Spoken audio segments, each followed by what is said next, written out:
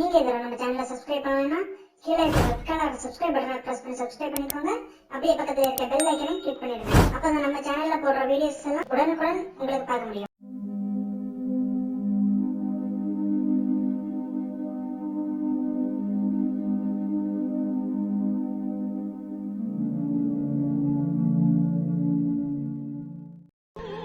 செபதேயுவின் மக்கள் யாக்கோபும் யோவானும் அவரை அணுகிச் சென்று அவரிடம், போதகரே, நாங்கள் கேட்பதை நீர் எங்களுக்கு செய்ய வேண்டும் என விரும்புகிறோம் என்றார்கள்.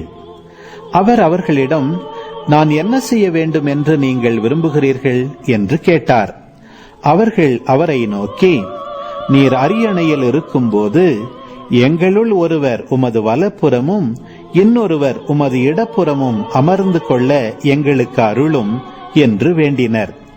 இயேசுவோ அவர்களிடம், நீங்கள் என்ன கேட்கிறீர்கள் என உங்களுக்கு தெரியவில்லை.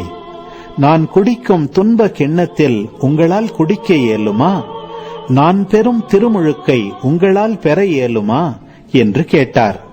அவர்கள் அவரிடம், இயலும் என்று சொல்ல, இயேசு அவர்களை நோக்கி, நான் குடிக்கும் கிண்ணத்தில் நீங்கள் குடிப்பீர்கள், நான் பெறும் திருமுழுக்கையும் நீங்கள் பெறுவீர்கள். ஆனால் என் வலப்புறத்திலும் இடப்புறத்திலும் அமரும்படி அருளுவது எனது செயல் அல்ல. மாறாக அவ்விடங்கள் யாருக்கு ஏற்பாடு செய்யப்பட்டுள்ளதோ அவர்களுக்கே அருளப்படும் என்று கூறினார். இதை கேட்டுக்கொண்டிருந்த 10 பேரும் யாக்கோபு மீதும் யோவான் மீதும் கோபம் கொள்ளத் தொடங்கினர். இயேசு அவர்களை வரவழைத்து அவர்களிடம், பிற இனத்தவரிடையே தலைவர்கள் என கருதப்படுகிறவர்கள் மக்களை அடக்கி ஆளுகிறார்கள். அவர்களுள் பெரியவர்கள் அவர்கள் மீது தங்கள் அதிகாரத்தை காட்டுகிறார்கள். ஆனால் உங்களிடையே அப்படி இருக்கக்கூடாது.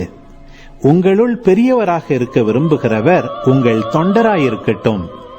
உங்களுள் முதன்மையானவராக இருக்க விரும்புகிறவர் அனைவருக்கும் பணியாளராக இருக்கட்டும்.